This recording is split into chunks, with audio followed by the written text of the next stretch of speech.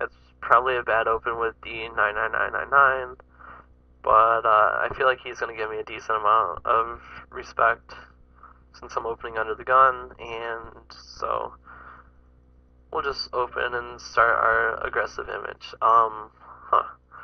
So he has 3-bet us a ton of the time. Well, not us, but he's 3-bet a ton of the time. I can't do anything about it with 9 high, so I'm just going to let it go. But he could be just crazy aggressive.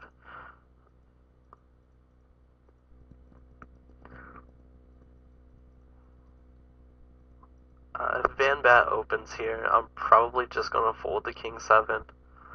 I want to play pots with him, but King 7 is just too blah. It's too garbage.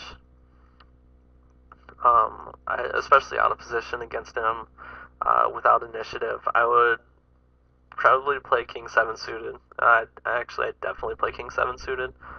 Um, but the King 7 off is just a little bit too weak.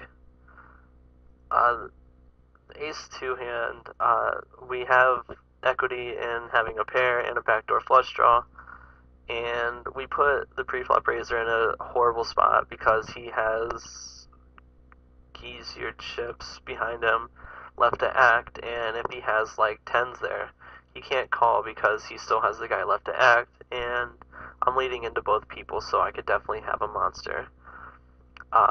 And keys your chips is gonna have he's going to have a hand that doesn't hit that flop often enough to where leading there is good, and we're going to be taking down the pot a lot of the time. On a side note, I could probably just open to a min raise on the button here because these guys are just so tight, and I'd be risking $1 to win 75 cents, and I feel like they're going to fold to the same frequency. But back to the ace 2 hand, Geese Your Chips is not going to hit that flop often enough, and D999 is going to have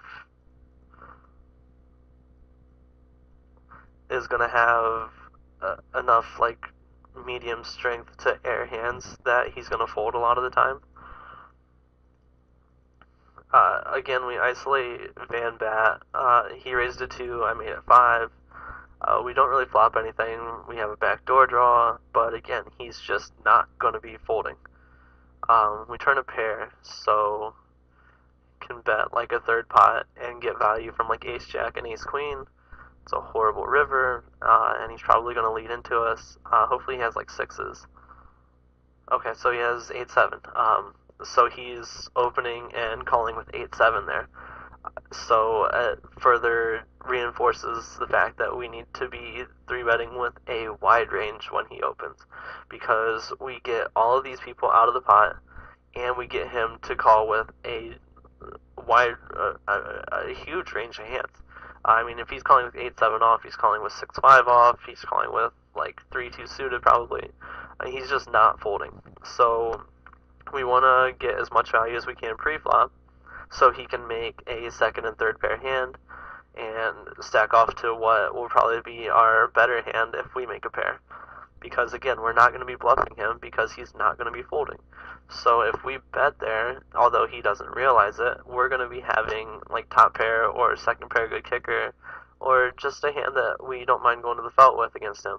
So if we're playing a big pot and he has hands like 8-7, 6-5, 3-2, he's going to have the second pair a lot, he's going to have bottom pair a lot, and we're going to be out kicking and having higher pairs than him. So, and that's all just because our stack to pot ratio is just, it's like, what is it? Like 5-ish when we make it 10 pre and he calls. And it's going to be easy to get the money in when we flop a pair because he's just not going to be folding. And so if we were to flat there, the pot would be like 450 or 475, and it'd be a lot harder to get the money in. Plus the fact that these guys could come along and throw things off with, if they were to flop like middle pair or whatever, or top pair and raise and get Van Bat out of the pot or get us out of the pot. It's just there's really no advantages to calling with like Ace X there against Van Bat because he's gonna hopefully he's got a monster here.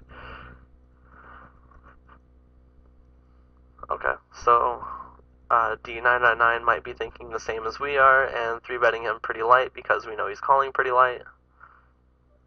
Um, and so when he makes it 15, like, he's just gonna fold a lot of his hands because he's gonna have like Ace 10 suited there.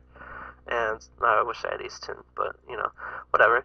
Um, Geese Your Chips made it 450, and we had to call 3 and have implied odds of about 15 to 1.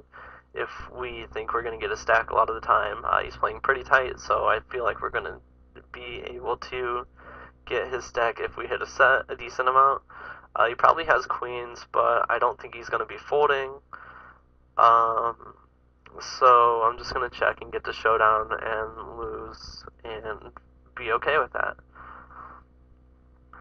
Uh, I want to call there just to like hit something and spite stack him for being so tight, but I'm just gonna go ahead and fold.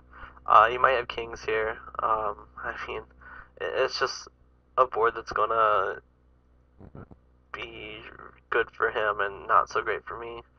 Um, so I don't mind giving that up, but when he only 3-bets to 3x our raise, and we have to call 3 with like 47 behind, we're getting too good of a price against a guy that's like loose passive to fold pre-flop.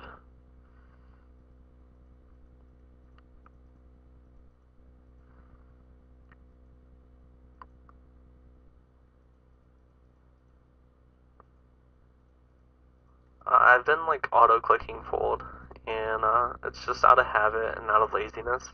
I've been like catching myself most times, but if you find yourself doing that a decent amount, it's probably a good time to end your session because you're probably playing on autopilot and probably aren't playing your A game and probably aren't playing very well.